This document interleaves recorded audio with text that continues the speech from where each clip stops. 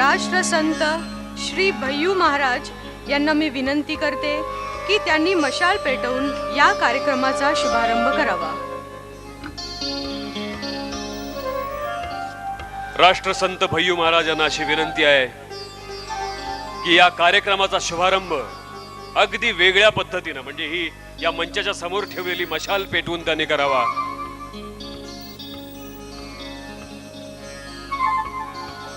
आणि एका नवीन इतिहासाला सुरुवात करावी। मित्रांनो, आपण सगळ्यांनी जोरदार टाळ्या वाजवायच्या आहेत। या एका मोठ्या ऐतिहासिक क्षणाचे आपण साक्षीदार झालेलो आहोत।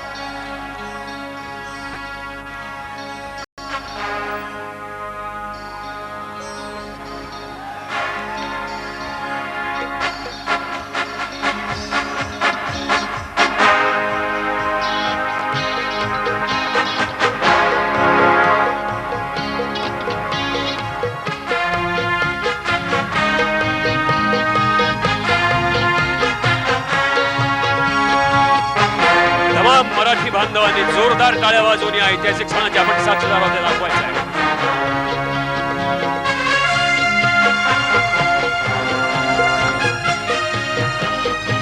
या कार्यक्रमाचा शुभारंभ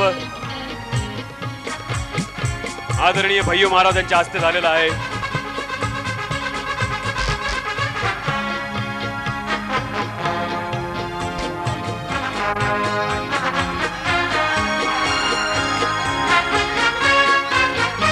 या कार्यक्रमाचा शुभारंभ झालेला आहे, पण आपण अजूनही पुन्हा एकदा घोषणा द्यायची आहेत। छत्रपती शिवाजी महाराज की, छत्रपती शिवाजी महाराज की, राष्ट्रमाता जिजाऊ की जय।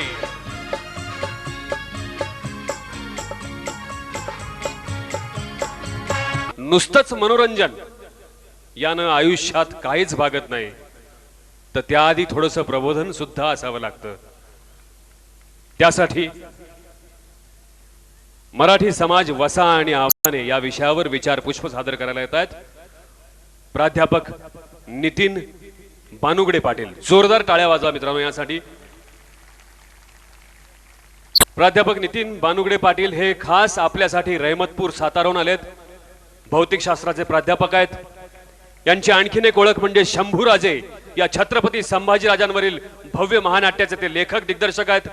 जगातील सगळ्यात लहान वयाचा महानाट्यकार म्हणून त्यांचा गौरव झालाय। यासाठी मित्रांनो आपण टाळ्या वाजवून त्यांचं स्वागत करूया। इथे प्राध्यापक नितीन बानुगडे पाटील।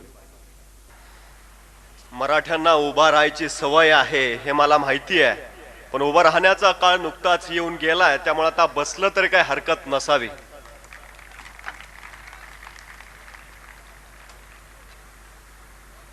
खर तर आमच्या रक्तामध्येच उभा राहायची सवय आहे, कारण आमचे बापजादे गड तटा बुरुजावर राहून शत्रूच्या सैन्यापासून आमचं संरक्षण करण्यासाठी खडे ठाकले होते।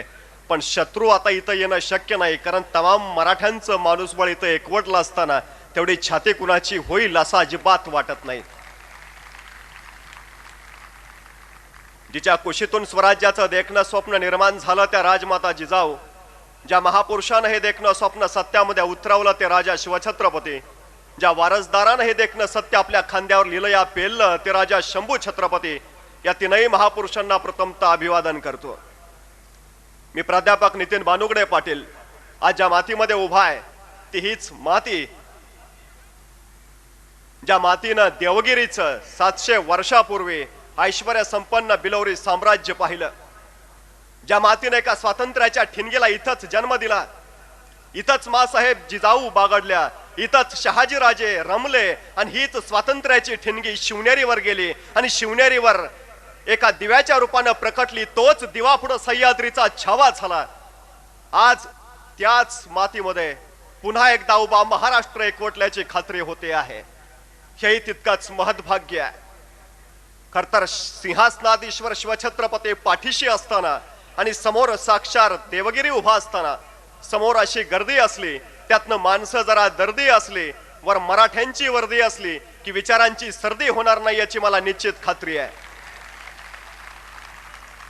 पण एक काळ असा होता की बोलणारा बोलायला लागला की ऐकणारा माणूस पेटून उठायचा. आता काळ इतका बदललाय की खुद्द बोलणारा पेटला तरी ऐकणारा थंडच असतो. त्यामुळे बोलणाऱ्याला काय बोलावं हे कळत नाही, तर ऐकणाऱ्याला आपण काय ऐकतो आहोत हेही कळत नाही, तर काय काय ऐकणाऱ्यांना आपल्याला कळत नाही हेच कळत नाही. त्यामुळं मोठानी घोळ होत असतो. खरतर इतिहास घडवणारी माणसं इतिहास विसरू शकत नाहीत आणि इतिहास विसरणारी माणसं इतिहास घडवू शकत नाहीत. हा एक इतिहास आहे. निरक्षर मराठ्यांचा इतिहास सुवर्णाक्षरांनी लिहून ठेवावा इतका तेजस्वी आणि ओजस्वी इतिहास याच मातीत घडला. मात्र साक्षर मराठे त्यापासून बेदखल राहिले, ही आमची शोकांतिका आहे. खरतर ज्या मातीमध्ये आम्ही राहतो ती माती नेमकी कशी आहे, ज्या महाराष्ट्रामध्ये आम्ही राहतो तो महाराष्ट्र नेमका कसा आहे.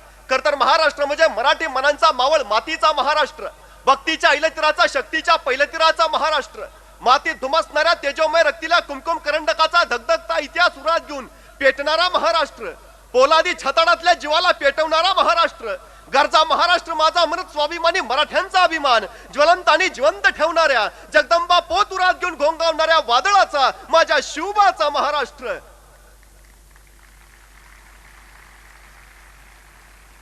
पण हाच महाराष्ट्र पौडला होता निश्चित नेपचेत निराश ग्लानी आल्यासारखा. नव्हता शिवधर्माचा अभिमान की नव्हता स्वराज्याचा स्वाभिमान. कचदिल यवनांच्या पुढे मराठा दिल व्याकुळला होता आणि अशाच वेळी घुमला एक विजला लोळ सह्याद्रीच्या दऱ्याखोऱ्यात. आणि जे झोपले होते ते खाडकन जागे झाले, जे जागे होते ते उभे झाले, जे उभे होते ते चालते झाले आणि चालणाऱ्यांच्या खांद्यावर स्वराज्याचे निशाण आले. हे राज्य व्हावं ही स्त्रींची इच्छा दौडू लागली, मोहीम फत्तेच्या इशाराती उडवू लागली आणि 750 वर्षानंतर या महाराष्ट्रातला तमाम माणूसबळ एकवटला जाऊन तळहातावर गर्दन पेलून ठामपणे उभा राहिलं आणि रायगडावर 32 मनाचं सोनेरी सिंहासन साकार झालं. लोककल्याणकारी रयतेचं राज्य स्थापून शिवकल्याण राजा शिवबा छत्रपती झाला. सकळ गुणमंडित अखंड लक्ष्मी अलंकृत राजकार्य धुरंधर श्रीमन महाराज राजाधिराज छत्रपती शिवाजी महाराज.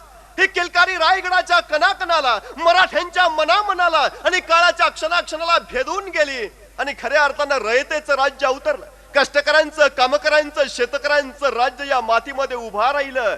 हा शिवबा हे सगळं उभा करता झाला. ते हातामध्ये तलवार घेऊन नाही, हातामध्ये या माणसांनी पहिल्यांदा सोन्याचा नांगर घेतला. माणसांची जमीन नांगरली, तितकीच माणसांची डोकी सुद्धा नांगरली आणि खऱ्या अर्थाने शेतकरी उभा राहिला. शेताच्या बांध्यावर पाखरांना गोपनीला भिरभिरून लावत असताना याच शिवबानं उभा केलं. त्याच शेतकऱ्याला हातावर तीच गोपन घेऊन पण पाखरं हकलायला नाही, या मातीवर अत्याचार करणाऱ्या सैतानांना हकलून द्यायला आणि शेतकऱ्यांच्या मनामध्ये बळकटी आली.